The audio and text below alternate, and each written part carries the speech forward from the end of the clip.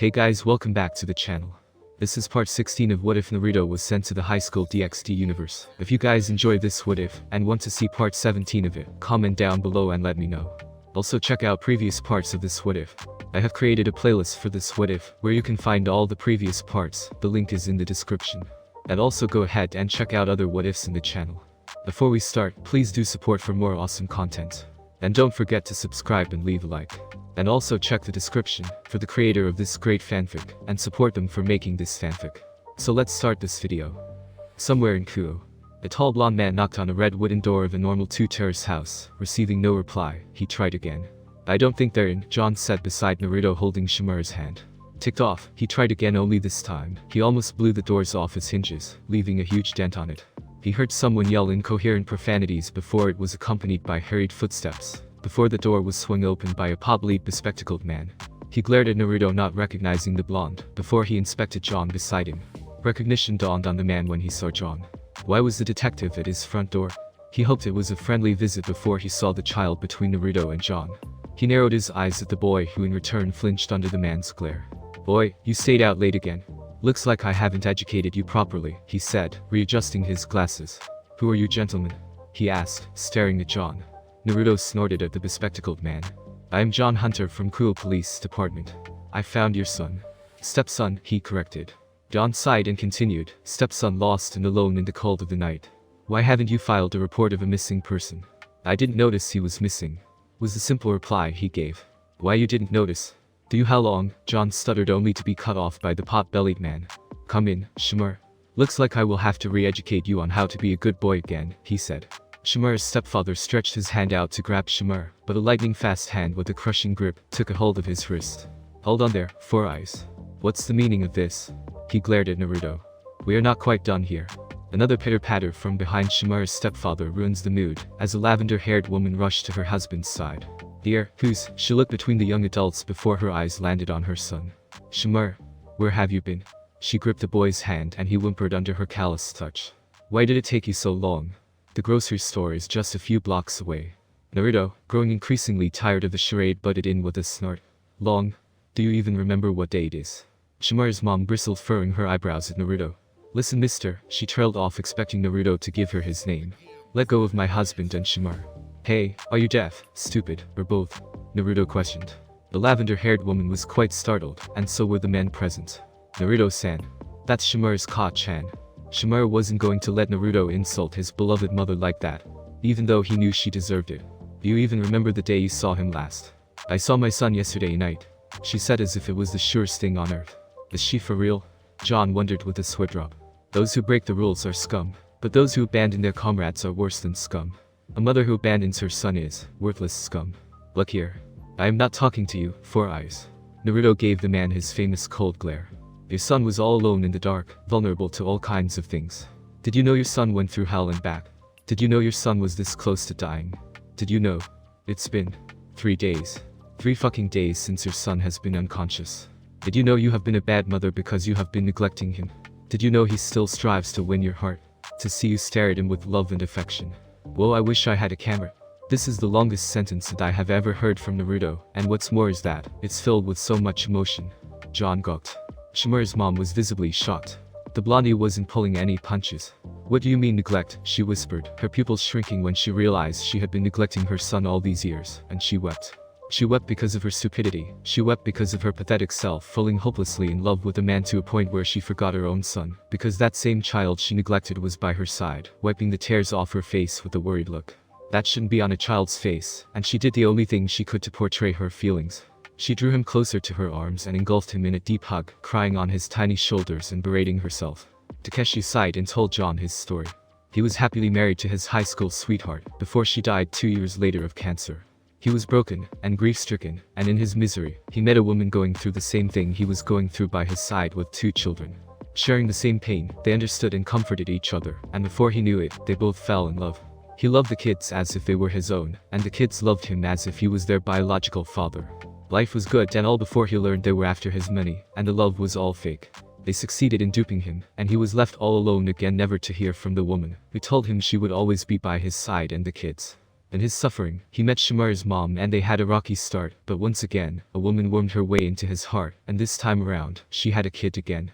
He was skeptical and unwilling at first, but married her nonetheless, and then, he decided to neglect the 4-year-old Shimaru back then. At some point, his heart told him to give the boy a chance, and not to let the experience with the other kids define Shimaru, but his brain told him to ignore the child he wasn't related to. Shimaru was someone else's child, he repeated. But now, he knew he was making a big mistake as his wife truly loved her son. He tried his best to make her forget about Shimaru, only to realize he was a monster for trying to separate mother and child. Shimaru, I am sorry. I am sorry for neglecting you. Takeshi worked up the nerve to apologize, which made John smile. So I guess my work here is done. Scene change, Uzumaki Mansion. Kaguya watched Martha intently, as she helped her in the kitchen with the finesse of a full-fledged housewife. The little hunter grew on her after they started living together, and it's only been a week. She was well-mannered, bright, and innocent. The trinket on her neck moved around as she shifted her weight.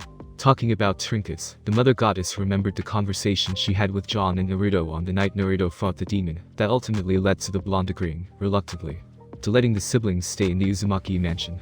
Flashback. Naruto spat out a mouthful of water. Oi, oi. What do you mean stay with us is? He yelled, greatly perturbed. What do you mean stay? John questioned. It all makes sense now. The increase in crime rates, the sinister signature I have been sensing. He's escaped. Kaguya said, staring into the distance. Oi, Naruto snapped his finger in Kaguya's face. You haven't explained yourself. Why should they stay with me? Naruto, maybe it's fate, but the fact you have saved John and Martha once, and dragged the demon out of a house means you are the only one capable of keeping them safe. Well, I beg to differ. I have looked after my sister all these years just fine. We're better off alone. John said. Guys. You heard the pig, case closed, Naruto added. Listen. Fine. John barked. Kaguya tried to talk but was cut off again, and her frustration rose to extreme heights. Yeah, I have better things to do than fight off a demon. Shut up both of you. Kaguya screamed uncharacteristically, making both men quiet down. Naruto went silent instantly because of the look on Kaguya's face. Kaguya stared at Martha. Such a young, innocent girl burdened with a fate beyond her was cruel. The one with power wasn't even using his power to help, and it was frustrating. Maybe if he knew of her fate, he'd change and start caring for the girl. After all, Naruto's a sucker for a sob story. A word with you two, Kaguya said, inclining her head towards Naruto's room. John nodded, if only reluctantly, and walked towards Naruto's room. The blonde glared at Kaguya before he sighed and followed nonetheless. After locking the door behind her, Kaguya raised an eyebrow at Naruto. The blonde huffed, and went through 3 hand signs. A faint glow surrounded the room, and he flopped on the bed. John, do you even know what's after you and your sister? Something dangerous, he stated, more like asked. You guys are the last hunters left, so I can't blame you for being ignorant, she sighed. What's with this whole danger thing anyway? I killed the demon. Problem solved, threat neutralized. A simple thank you would suffice, Naruto added the last part, glaring at John. You're strong, Naruto, but if you fought with Ashirok, I would have sensed a fight of that caliber another go. Naruto coughed, stopping her from revealing her identity. Other powerful beings would have sensed it too. She finished beating herself mentally. That thing was pretty weak, Kaguya. What kind of ability did it display? It could stretch its arms and use magic circles, Naruto remarked. I see, maybe you might as well have added to their problems. Hey, what did I do? Ashirok is an all-demon, as old as some of the most powerful beings out there. Naruto raised an eyebrow at that. That thing was as old as some gods. It was so powerful it was deemed immortal and indestructible. Only powerful beings in the supernatural world could go toe-to-toe with it, so they split it into 4, with each body possessing a portion of its full power, and if a body is killed, the power moves to the closest body, making that body much stronger. An unwritten rule was made not to kill it, so the best action against it was to either capture it or seal it. Now, that demon is after your sister, and he now possesses half of his power in a single body, all thanks to him. She pointed a finger at Naruto. I didn't know something like that would happen. You're not at fault here, you just did what anyone in your shoes would do without prior knowledge on the demon. So what you are saying is that an ancient demon is after me and my sister, why? John inquired. The Hunter clan was the only clan that were well versed in fighting the demon, and is said to possess the weapon that was used to split it into 4 different bodies. Ashirok swore vengeance on your clan before he was sealed. The prophecy concerning this was popular in the old day, but is now lost to legend. In the distant future, the bane of the hunter shall rise again. The bane will take a bride of the hunter. The hunter shall become the hunted. I still remember it like yesterday. Kaguya recited the prophecy. So in a nutshell, this thing is going to marry Martha, Naruto said, earning a glare from John and a punch from Kaguya. And then you came along, a human that can drag Ashirok out of its victim. I think fate brought you here for a purpose. Fate, that bitch just can't get over me. Naruto jumped up from the bed. How can I protect my sister, Kaguya-san? I will do anything. I will lay down my life to keep her safe. I will be your slave forever. No problem then. I can't guarantee I will keep you safe, but I will try. After all, I can only protect what's right in front of me. Alright, Naruto. You are not doing this alone. If there's any way I can help. The sword used to divide Ashirock will be of great aid in our possession.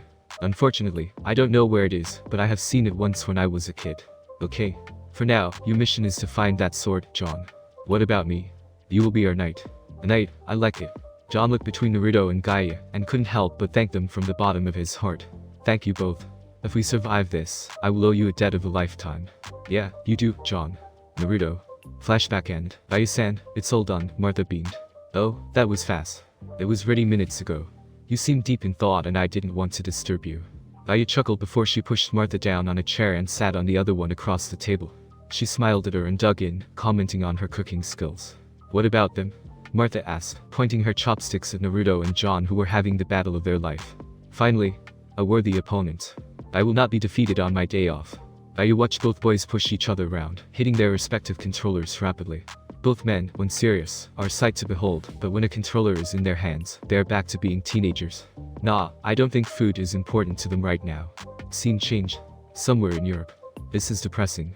2 green orbs blinked as Fair Fingers hit the power button, putting his phone to sleep mode. The increase in crime rate was alarming, and a few kids at the church were affected too, and that was a big no-no for him. Nobody messes with the kids in the church. He dipped his hands into his pocket and pulled out a muffin of all things before he entered the rundown building. The man scratched his blonde hair as he walked into the building, munching on the muffin with a satisfied look on his face, ignoring the bloodstains and disembodied parts on the floor. He walked into the dark rundown building filled with the stench of evil without a worry. The blonde-haired man opened his palms and light energy sizzled into life on his hands, illuminating the room. He whistled, looking around, seeing the stairs beside the wall, and followed the path the stairs led to. An old ringtone garnered his attention as he dug his hand into his pocket and fished out his phone. Hello, he said while munching on a good chunk of the muffin in his hand. Dulio, I thought I told you this was a co-op. A voice from the other end of the phone yelled. I know, but it'll take a while for me to get used to working with her, he replied and took another bite from the snack. I swear I am going to ban muffins one. The blonde-haired man, now named Dulio, cut the lady off and switched off his phone. Nobody, and he meant nobody, threatens muffins in his presence. The logical side of him told him to wait for reinforcement, but the wild side told him to go see how powerful the so-called SS rank demon was. With his mind made up, he took a deep breath and yelled, Hello, Mr. Evil. Where are you? The man literally stumbled in the dark while searching for the so-called Mr. Evil. He sighed before he created a circle with his hands and blew air into it, creating a huge bubble that burst into tiny bubbles as they flew round the Colosseum, lighting it up. The bubbles gathered around a feminine figure in the distance, and his eyes widened to epic proportions when he saw who it was, his mother. Hello, son, she replied. Mother? Is it you? How is this possible? Dulio stuttered, his lips quivered as he drew closer to her. Tears threatened to fall off his face. His mother had her hands wide open with the warmest smile on her face. Dulio stood there, his muscles paralyzed, and his mother walked up to him within his personal space. She held him in a tight embrace, before she coughed up blood and looked below. Dulio's hands went through her heart and out. Cut the illusion crap and come out and face me like a real man, demon, he said, fishing out another muffin, as the entire Colosseum shook lightly and disintegrated into dust. You have been a bad demon, but messing with the kids in the church was your biggest mistake, he said before he clapped his hands and sent out an all-direction wave of light energy. The purple mist-like demon screeched as it shielded itself with its hands. Sacred gear bearer, it hissed. How is this possible? It asked. What? You're one of the winged soldiers of heaven, yet you have a sacred gear, it said, as it sized up the reincarnated angel. Who are you? Oh? 'Tis I, a reincarnated angel, the knight of righteousness, a soldier of heaven, the church's strongest exorcist, your doom, your end. I am here to exorcise you, demon fiend. Damn, that sounds corny, he whispered the last part to himself. Well then, reincarnated angel, the knight of righteousness, a soldier for heaven, the church's strongest exorcist, we will take your body till we have the perfect host in our hands. Dulio actually clapped, beaming before he replied with an upbeat attitude. Impressive, you managed to get all my titles at first try. As a way to show my gratitude, I will make this quick and painless. As the demon made haste to grab Dulio, a building-sized hurricane materialized instantly, shielding its user before a wave of dark energy tore through it, and as soon as it neared Dulio, it froze. It was literally frozen, it was ice. Dulio punched the now frozen dark stream, making it shatter in an instant, sending pieces of ice shards around. Impressive, I thought you would have been an ice statue by now, Dulio commented before the demon launched itself while screeching at him. A brief bout of close-range combat occurred between man and demon, which tore half of the building before the demon scored a punch in. It socked Dulio right in the face, and as he was launched into the air, 4 purple tendril-like arms busted through the ground trying to squash him. He dodged them all with an amazing display of skills, but coughed up blood as soon as he touched the ground. The demon smirked before it launched one of its arms, extending it to great length. Dulio sighed before he wiped off the blood on his face, totally ignoring the incoming huge hand which had a magic circle with a huge buildup of magic power in its palm. I wish I had an illusion-based ability like that guy in the hero faction. Dulio disappeared, and a moment later, he was right in front of the demon, 10 white wings spread out, a huge-ass light spear in his hand before he threw it at point-blank range, piercing through the demon's body. It coughed up purple blood staring at its limp limb behind Dulio before it turned to dust. Sacred Gear Bear, you think you might have won, but this is just the beginning, it said before it exploded in flames. Dulio stood in the air, wings spread out staring at the demon. As it went through a metamorphosis of sorts, it now had a humanoid form with 2 purple horns on its head. The strongest exorcist narrowed his eyes at it, seeing a huge amount of condensed magic gathering between its horns. Absolute Eraser. It intoned before it fired the ball at high speeds. Dulio knew instantly that the little ball spelled danger. So, he grew 12 golden wings, and had 4 halos on his head. He stretched his hand forward, and created a massive light spear, and a humongous bubble before the entire building went white. Boom. A huge black mushroom cloud could be seen in the distance. Dulio stood there, feeling a bit winded due to all the destruction they both caused. Now I call foul. Having 4 of those thrown around might be dangerous, he said, losing all the cheer in his voice before all hell cut loose. Now, it's payback time. All basic 5 elements clashed around, gathering together in front of his hands, taking the form of a drill. He created a massive amount of light energy and stabbed it into the chaos of elements. I call this the super-duper certified Spear of Doom. Corny, isn't it? He remarked before he reared his hands back, and thrust it forward. The demon countered with another absolute eraser, and both techniques fought for dominance, but the light spear proved superior. An explosion later and half of the purple flaming demon was all that was left, and it was regenerating its lost body parts instantly. Light bubbles appeared around it, before they covered together, trapping it in a huge bubble, where it was subjected to mini natural disaster after disaster. A perfectly placed light spear to the chest, had the demon hanging in the air, and an unamused Dulio staring at it. It's true, you're one tough, Dulio said, before he performed his killer move. Placing a hand on the demon's heart, his sacred gear went into overdrive and bent the climate to his will, super freezing everything near his vicinity, before he summoned a light spear filled with so much holy energy. It was shining. The creepy thing was that the demon, who just showed power equal to an ultimate class, devil, was smirking at him. Dulio knew the fight was too easy, but went on with his plan anyways. The sooner the better. As soon as the light spear was complete, the demon was already frozen in and out. He drew the spear back, holding it at its center, before he released some fast powerful jabs at the demon and leapt into the air, before he thrusted with all his might and ran his spear through the frozen statue, breaking it instantly. He released a sigh after his handiwork and dusted his hands. No more demon problem. He smiled before he powered down to his human form and brought out a muffin. A phone call interrupted him before he could eat the muffin. Gabriella. Dulio. What the hell happened? I could feel your energy all the way from here. Listen, Gabriella. It's Gabriel. Same thing. You can sleep, assured that the demon is no more, he said with a smug smirk on his face. What? The demon, causing the kids at the church's orphanage to misbehave. I killed it. He chuckled. What the fuck? Gabriel calmed her nerves as best as she could. Angels don't curse, she repeated like a mantra. His expression slowly turned from a smile to a horror-stricken one. Gabriel almost cursed, and that was a sign tantamount to Armageddon for him. Dulio, do you know what you just did? You're going to Japan. You just created a huge mess, and now you have to clean it with a group of devils, and a human living in Kuo, and you are taking her with you. What? I am not used to working with her, and did you just say a human? Is he a Longinus Swelder? Do I have to do this? You leave for Japan tomorrow morning.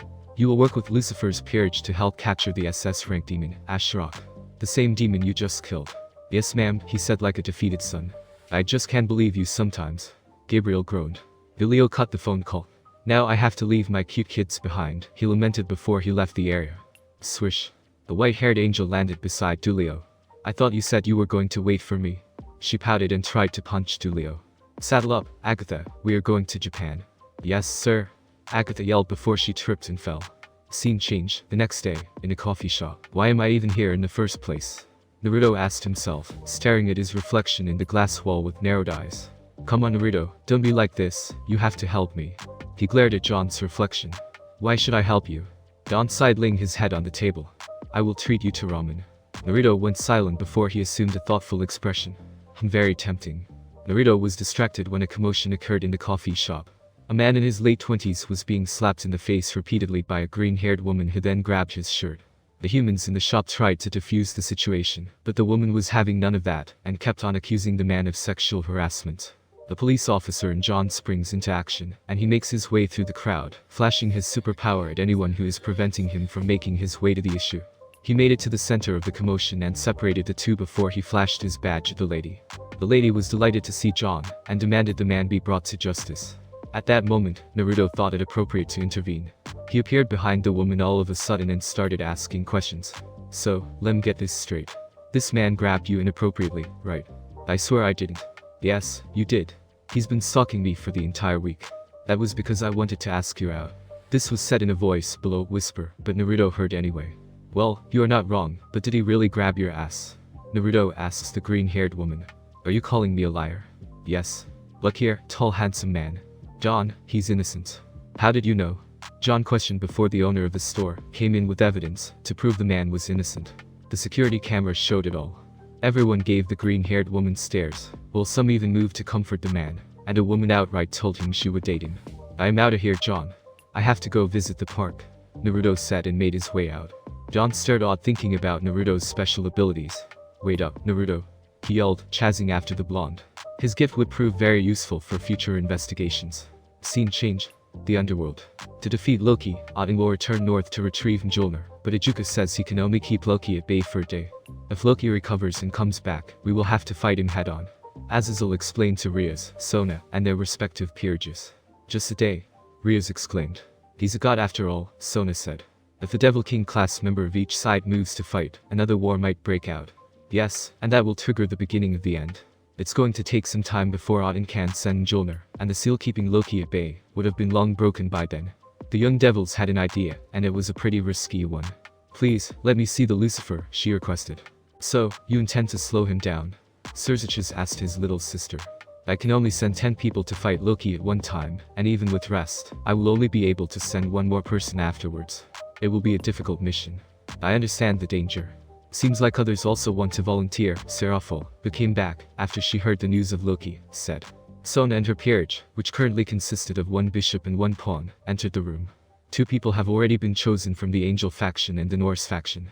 We don't have time to waste on choosing. From her side, Mekl said, and on cue, Irina appeared behind the strongest archangel. The Norse faction has already chosen someone to accompany you lot, Azazel replied. Look, Kyoto. Saji yelled, calling Issei's attention as they both leered at Raswis in her Valkyrie armor. Both pawns were reprimanded by their respective kings. Issei, Kaiba, Rias, Kaneko, Sona, Saji, Tsubaki, Raswis, Bakeno, Irina, and Zenobia all stood on a teleportation circle in front of their respective leaders, and after a vote of confidence, Ijuka Beelzebub teleported them to where he sent Loki. And now, the bunch of kids were staring at what was potentially their death, held down by a triangular seal, and the seal itself couldn't hold Loki for long, and before they knew it, a crack appeared on it. He's coming, Sona warned. The seal shook as it levitated in the air, and the seal thought to be triangular, was actually diamond-shaped. With a flex of his godly power, the seal was shattered to bits, and Loki stood in the air, in all his godly glory, staring at the angel, Valkyrie and devils below with disdain. Beelzebub, playing such dirty tricks. In an alternate universe, a green-haired baby in a wrestle with a beetle, the size of a pinky, sneezed violently when he tried to get his brown-haired father to use the Zebul spell on his behalf. Lord Loki, bearing your fangs at our great father is unforgivable. You should voice your opinion through the proper channels. Raswis yelled, trying to reason with the god of mischief, but the big bad wolf was having none of that. I heard you have talent, child, but your power is far from the gods. You all are too weak for the opening act of Ragnarok. 3 beams of light struck the ground below and out came Fenrir and its children. Hati and Skull. Loki scoffed with a smirk on his face, as he raised his hand and a huge beam hit the ground again, and out came Midgardsormr, one of the great 5 dragon kings, the largest dragon in existence, the Serpent of Midgard. It had a scar running from under its left eye through the eyelids before it stopped at the tip of its left ear. Though it's an imitation using a dragon king as a base, it's still very powerful, so approach with caution, Raswis warned. The devils knew they were no match for Loki, and sought to buy time to Lot and send Mjolnir their way. You will regret fighting a god. Loki yelled before he sent his creations at the devil group and stayed behind watching the fray like the big boss he was. Bucho, Kaicho. Issei and Saji asked for permission, earning a nod from their kings. Promotion. Queen. They both yelled and the effect was instantaneous. Their magic reserves increased along with their durability and speed. Issei activated his balance breaker, Scalemail and Saji activated his sacred gear, and both devils ran off to face the enemies. Issei appeared in front of Loki in the air, and the god was amused to see the current generation's Red Dragon Emperor. He snapped his finger creating a magic circle that shot off beams of light. Issei easily swats the incoming projectile with ease. This is nothing compared to a fire-breathing dragon. He yelled and charged at Loki. Loki smirked and snapped his finger. Fenrir jumped from behind him and tackled Issei to the ground, but luckily, Kaiba and Zenobia chased it away before it could sink its fangs into Issei. Sword Barsu. Kaiba yelled, stabbing his sword to the ground, creating a continuous stream of different swords rising from the ground. Zenobia followed up by swinging Durandal, releasing a crescent-shaped light energy at Fenrir. Both attacks immobilized it and Issei up the with a dragon shot, and Kaneko finished things up by using the power granted to her by her evil piece, the super strength of a rook, and axe kicked the god-killing wolf on the head. Thanks, Kaiba, Zenobia and Kaneko. So, this must be our opponents. Ryuz, Sona, Akeno, and Tsubaki all stood a distance away from the Great Serpent. Akeno started things off by shooting a yellow lightning bolt at the Dragon King, which did literally nothing to it. Its tough scales absorbed it all. The imitation stretched its mouth wide open, and spewed out flames, and the devils retreated. But one devil stood her ground, braving the intense flames. Let's send those flames back, shall we? She replied before conjuring a mirror which absorbed all the flames, and returned it back to the Dragon King, scoring a point. Tsubaki's sacred gear, Mirror Alice, has the ability to absorb any attack. After absorbing the attack, it shattered and returned it back at twice its original power. It's time for me to show you the results of my training, said Ryuz before she conjured a magic circle which then shot off a huge stream of the power of destruction. I, as well, Sona said before creating an ice dragon, the size of the Dragon King's imitation. The dragon bit down on the Dragon King, and this only riled it up further as it struggled to break free. It raised its body temperature, effectively killing the ice dragon. Arena and Rasmus fought off Hati and Skull, while Issei, Kaiba, Zenobia and Kaneko fought Fenrir. Loki watched them fighting his creations and was impressed that they held out so far. He saw a blue rope in his peripheral vision and moved to avoid it. Carelessness is the greatest enemy, Norse god. Saji yelled, retracting his rope-like sacred gear. My opponent is a weakling among weaklings. Loki mocked. You will get burned if you underestimate a weakling, Saji quipped. Don't make me laugh, Loki replied. The Norse god drained a hail of light beams, almost like a machine gun from a magic circle on Saji. Saji. Issei yelled, getting distracted as Fenrir moved in for the kill. Issei senpai. Kaneko yelled, and if she was a second late, Fenrir would have sunken its fangs into Issei. Looks like the wolf wants to eat Issei badly. Kaneko punched it away in time though. Rasmus created a magic circle which took most of the brunt of Loki's attack, protecting Saji in the process. He sighed in relief seeing Rasmus. Akeno and Tsubaki took down Midgardsormr with a combo attack, and the rest of Loki's creations were out for the count. He levitated in the air without a worry, and even handed out compliments to them in a degrading manner as always. Lord Loki, think this over. I am sure the Allfather would still forgive you. Forgive me? Get real, Valkyrie. I am the one trying to fix his mistakes. Loki replied before he thought something up with a smirk. If you defeat me here, and no, if you put a scratch on me, I will tell you what happened on that day. Rasmus gritted her teeth, trying to remain rational. What's wrong? Are you not confident of your abilities, or have you taken everything at face value? Dear child. Loki taunted with a smirk, and it worked as Rasmus charged at him. They both engaged in a brief bout of taijutsu, but Loki just danced around her attacks, before he grew bored, and kicked her away with great force. The god of mischief snapped his fingers and a huge beam of light from above struck Rasmus. He smirked before his danger senses went blaring when he saw numerous magic circles in the air, and a teleportation circle at the center of it all behind him. Rasmus came out of the teleportation circle, and all the magic circles fired off at the same time. Impressive, Loki said as he snapped his fingers, creating the same number of magic circles, and fired off his own attack. Loki's barrage proved superior, and he had to create another magic circle by raising his palms towards the incoming wave of light magic and light spear. He raised his head up, and the power of destruction was already a millisecond away from him. He replied with another magic circle again. Controlling 3 magic circles circle at the same time, Akeno said, awed by the power of the god of mischief.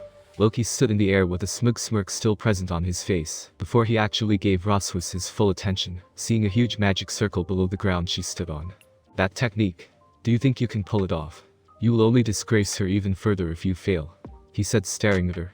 Loki knew the technique all too well and has been on the receiving end of it once, and it brought back bad memories. The technique required time to charge up.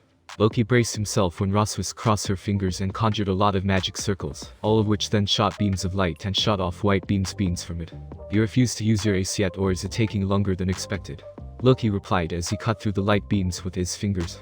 He noticed a blue rope wrapped around his hand and traced it back to Saji. He scoffed and tried to free his hand from the rope, but found out he couldn't. Sensei, whatever you are doing, it requires time, right? I will hold him down for you, Saji said. Alright, Saji, Issei yelled. Impossible, I can't tear it off. Loki exclaimed, quite surprised. Azazel-sensei tweaked it up for me and implanted all the Vitar-type sacred gear in me. Saji's scared gear underwent a transformation, and he now had shin and elbow guard on while the ropes caught flames. The flames of the Dragon King Vitar, Loki noted before he gasped when Roswus's magic circle emanated a bright light. He knew what was coming and formed a huge defensive shield.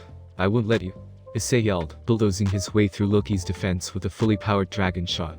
Loki's shield was entirely wiped out of existence off, and he glared at Issei and Roswus. A huge beam of light magic shot up from where Roswus was, threatening to swallow Loki whole. The god took the full brunt of the attack and white wall filled his vision. Loki smiled, a small smile that projected his bloodlust. You piece of trash. He would admit it, but these weaklings forced him to use his godly powers. Saji's sacred gear was snuffed out instantly, and Loki stood in the light beam unfazed, protected by his godly aura covering of his powers, and then it happened. Lightning flashed around and a strong gravitational pull galaxy uprooted the earth. Or Loki, you can't. If you do that, not only the underworld but the supernatural world would be affected. The Valkyrie yelled. It will only speed the coming of Ragnarok. The Ragnarok-obsessed god yelled, stretching his hands at the devils below, and unleashed huge ice shards on them. That was my plan from the start, Loki told the devils. Everyone took cover from the harsh weather. What's he planning to do? Rios asked. He plans to release his godly powers and destroy this space. What the? The harsh weather halted all of a sudden. It stopped. Loki got serious and conjured 3 magic circles, one above the other, and generated light magic through it. He took aim at the sky and shot it. He rained light beam after light beam on the devils. A wide-range skill that destroyed the entire topography of the space they were in. Saji and Kaiba were the only ones seriously injured, while some of them had a defensive counter, but taking another attack like that would surely take them down. They healed their comrades with the Phoenix Tears, and regrouped for one last assault, before Roswus shared the good news. We have made it on time. What is that? Issei asked. A magic circle appeared in the sky, and out came the mighty hammer, Mjolnir. A message from Lord Odin. If the Red Dragon Emperor is there, then leave it to him. She relayed Odin's orders to the group. Mjolnir. Loki thought upon seeing the mighty hammer once again. Damn you, Odin. He yelled infuriated, and made a mad dash towards Mjolnir, but was pulled down by Saji. Issei flew towards Mjolnir with hope, now that their victory was assured, but felt pain coursing through his body. Fenrir had finally snuck its fangs into the tree it had its eyes on. The look on their faces transformed from hope to horror as Fenrir landed on the ground and dragged Issei's body on the earth, before he threw him away like a rag doll. Issei. They all moved to intercept Fenrir while Rios rushed to his side. Bucho. Don't speak. Rios placed his head on her lap, and placed a hand on his wound trying to stop the bleeding in vain. I am sorry, I messed up again at the most important time. He managed to wheeze out. Don't die on me, Issei. The Rune Princess was openly crying like a baby, begging Issei not to leave her. The hammer Mjolnir was on the ground, a few feet away from him, and Issei made a grabbing motion for the last time before his hands went limp, and he seemingly died. Hyodo, no way, Saji whispered, falling onto his knees in despair going down on his feet. The shock was too much for him. His friend, his rival was dead. His peerage members had tears in their eyes, and their thirst for vengeance fueled them as they attacked with such ferocity. Fenrir stood no chance. The Red Dragon Emperor was the only one strong enough to wield Mjolnir. What do we do now? Roswus lamented. Loki slapped Saji away with a magic circle and sighed with content. Ragnarok will begin soon. Perish with the twilight of the end. He said and glowed eerie white before the space they were in distorted. He stopped when a red aura covered Rios. Evil god Loki. How dare you? My Issei is dead because of you. The power of destruction burst forth from her body. Loki tilted his head and frowned at Rios. Such strong and passionate thoughts. So, this is the little sister of Lucifer. He thought before his gaze shifted to Mjolnir. Fenrir, destroy that despicable hammer with your fangs. He ordered only to see Fenrir had been immobilized by white chains from the magic circle underneath it. What's the meaning of this? Loki asked no one in particular. The magic chains chain of Gleipnir, why is it here? Roswus wondered out loud. Because we prepared them. Kuroka appeared via magic circle, sitting on a cliff. Scene change. Earth. Why do I get the feeling Kuroka is busy playing the villain? Naruto wondered while tutoring Martha. The girl was pretty good. What? Naruto sucked in oxygen. Don't worry about it, Martha. Back in the underworld, how dare a devil from the far west stop me? Loki yelled and fired off light beams at Kuroka, which was swatted away by Arthur. Lord Loki, we will be taking Fenrir with us, Arthur said as Fenrir appeared behind them. He stabbed his holy sword word into Fenrir's head and gained control over it. Sharon, that form, looks like you have finally accepted your powers. I will never be like you, Nii-san. There's so much I want to tell you, but the timing is always wrong. Kaneko narrowed her eyes at her older sister. Just know that everything I did, it was to keep you safe. She spoke. Damn you, White Dragon Emperor. So, you were after Fenrir's fangs all along. Loki cut the family melodrama short. It's your fault for being fooled. Kuroka gave one last reply before they disappeared. Goose. Loki turned his gaze and met a fully healed Issei holding Mjolnir. You? How? Go Issei. Damn, this hammer is so heavy. The hammer is heavy, but I can do this. Loki tried to run away from Issei, but the devils didn't let him, and Saji-set held him down again, this time with 2 ropes. Let's go, hammer. Issei yelled and reared to hammer back. Goose. Transfer. The hammer grew humongous and Issei swung it at Loki. Damn you, Red Dragon Emperor, Dragon Emperor. Damn you, Odin. Loki raged. The hammer made contact with Loki, and the sealing process began. As the seal was almost complete, Loki put up one last act and cursed Issei and Rias. They both felt a chill, but disregarded it in favor of celebrating their victory. Though Issei was unable to as he fainted after the whole ordeal of the day. After all, he almost died. Scene change. The next day. Naruto and Martha were coming back from a date. Yes, a date. A date Naruto proposed to cheer her up. After the skirmish with Ashirock, Martha rarely went out, and if she did, Naruto always had a clone talking to her, and even then, she didn't venture out far for long. So, he decided to take her out so she could have caught some fun. What Martha found weird was that Naruto had an orange fur coat on with sunglasses. At the same time, Issei and Akeno were on a date, running away from a group of stalkers. As they made a left, they stopped to take a breather. I think we have lost them, Issei said. Now I have you all to myself. Akeno entered his personal space and started to stroking his chin. Rias, Kaneko, Asia, Zenobia, and Gaspar chased after Issei and Akeno, when the duo ran off all of a sudden, which meant one thing, they have been made. I think they took a right. Rias yelled and increased her speed, going ahead until she hit a solid wall of flesh and bone and rebounded off it. Her generous butt hit the floor, and she had to rub it to ease the pain. I am sorry I didn't see you coming, Rias apologized before she raised her head to see the man she currently hated the most, Naruto Uzumaki. That, Naruto said, his words dripping with disdain and contempt. He moved past her, and held Martha's hand in his. Naruto Nai, that was one of the 2 great One-Samas. Martha shrilled. What? That looks like a bad influence to me. Just ignore them. Rias gritted her teeth. Naruto wasn't whispering. Her peerage held their breath, filled with worry because an encounter between the both female devil and human doesn't end well. Hey, Naruto Uzumaki, Rias yelled. Naruto completely ignored her and placed Martha's hand into his fur coat's pocket. If you bumped into someone, the least you can say is sorry. It's common courtesy, Naruto. Naruto scoffed. What do you know about manners, Bat? And that is Naruto-sensei to you? He said, still walking away. If there was one thing about Naruto that Rias hated the most, it was his cocky attitude. He acted like he owned the place, like he could do whatever he wanted, and no one would challenge him, but she was going to prove him wrong. Issei and Akeno arrived on the scene. Hearing Rias yell Naruto's name was a bad sign, and if the blonde was close then, a disaster was already brewing. They arrived hearing Rias' words. I challenge you to a rating game, Uzumaki Naruto. Everyone presents scoffed. Even Martha. Though she had no idea what it meant, but the word challenge gave her a vague understanding. Naruto stopped in his tracks and chuckled. It started with a snort before it turned into a full-blown chuckle. Ho! The bat finally grows a spine to challenge the fox. Too bad though, I don't fight weaklings. Still riding from the high of defeating a Norse god, Rias gave a witty reply. I think it's the other way around. Ah, Bucho, what are you saying? Issei questioned with a strange smile as he held Rias back. Kyoto, you have to put a nozzle on her, or else, she's going to die with that kind of cocky attitude one day. What? Rias yelled. It's a fact, Naruto quipped. Rias gnashed her teeth with pure fury. The blonde was going to get it today. A magic circle slowly formed in front of her. Red Dragon Emperor, fancy meeting you here. Odin yelled. What's up with the hostile air around you brats?